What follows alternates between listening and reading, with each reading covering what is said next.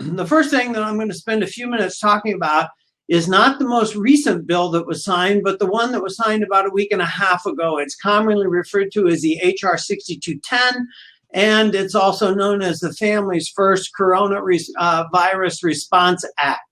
So first of all, know that it goes into effect tomorrow. It starts April 1st and it expires December 31st. So this whole bill that was signed again about 10 days ago ends December 31st. There is also, though, even though it goes into effect officially tomorrow, there also is what is called a 30-day enforcement grace period. And so this is a period of time where the government has said, we're going to focus more on compliance, making sure everyone is complying with it and understands it, as opposed to coming out and like enforcing it.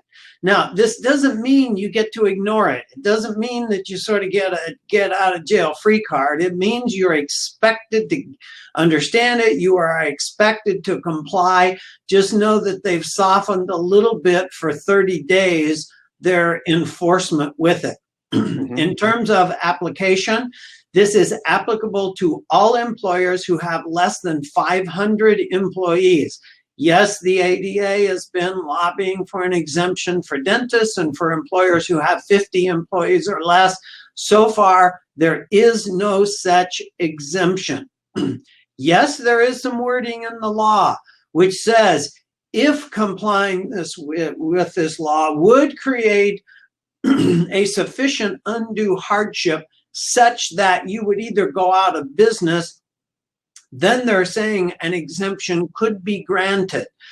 As of yet, they have not defined the process, the protocols, the criteria, or even the timeliness on granting those exemptions.